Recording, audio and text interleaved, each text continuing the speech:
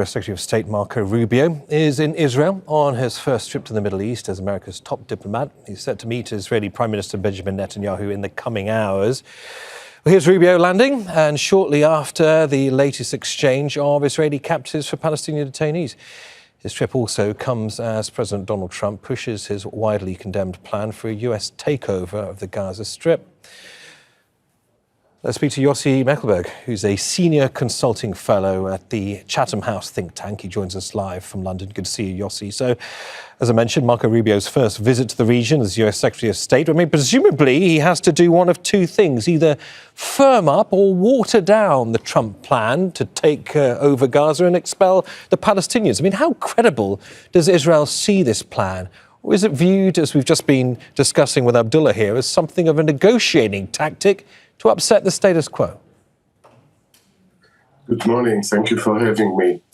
I think Secretary of State Rubio tried to water down this plan already immediately after it was announced by saying that the removal or the expulsion of Palestinians from Gaza was not permanent. It's a temporary one. But then came back the president and said, no, it is permanent. So we see the kind of relations developing between president and the Secretary of State. If he wants to be successful, he needs to water it down, because on the one hand, we know it's not workable, it's illegal, it's immoral, it will just create a more unstable Middle East. It's not going to bring peace, or exactly the opposite.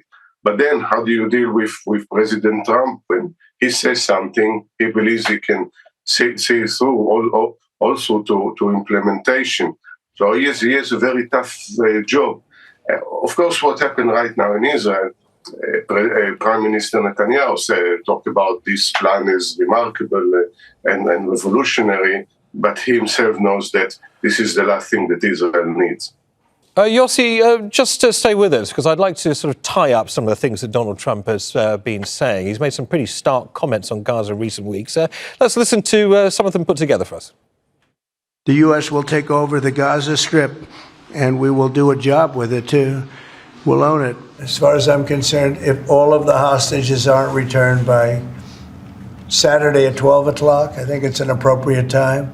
I would say cancel it and all bets are off, and let hell break out. With the United States being in control of that piece of land, a fairly large piece of land, you're going to have stability in the Middle East for the first time. And the Palestinians, or the people that live now in Gaza, will be living beautifully in another location. Well, and earlier this week, he unilaterally imposed a deadline for Hamas to release all captives by Saturday midday, something that was not agreed to in the deal between Israel and Hamas.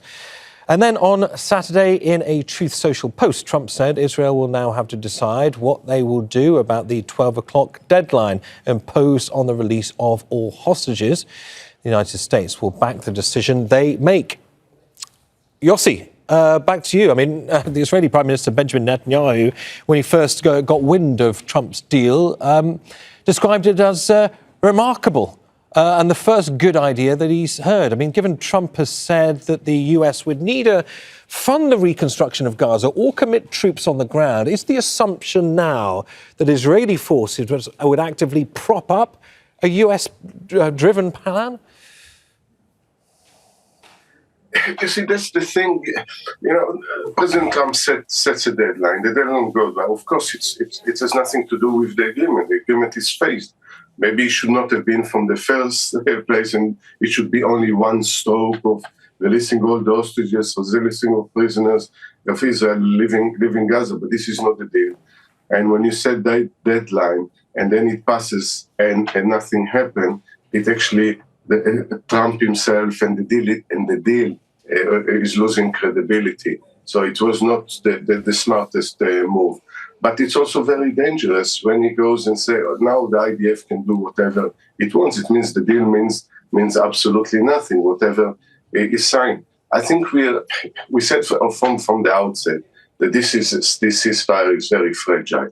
And we see every step of the way that, you know, we don't know if it goes from one phase within phase one to another.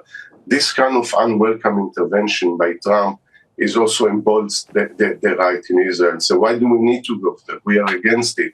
We should resume the war and eliminate Hamas as we promised the people to begin with. And of course, putting the ceasefire at risk, putting the hostages at risk.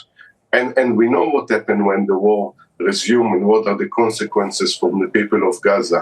We are thinking a very dangerous position, and I think the rest of the world, the region, Europe, should respond to it.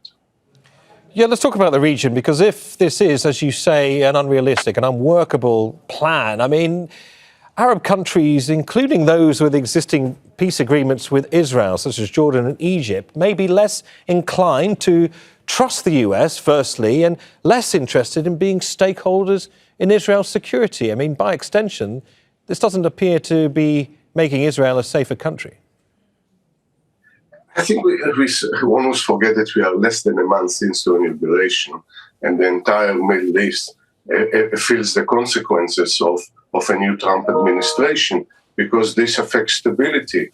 You know, the very idea that you can expel more than 2 million people, that the president of the United States on stage says that the United States is going to be actively involved in a war crime that also go to destabilize two of the main allies of the United States and countries that sign peace agreement with Israel is beggars belief. And I think that's why they reject it.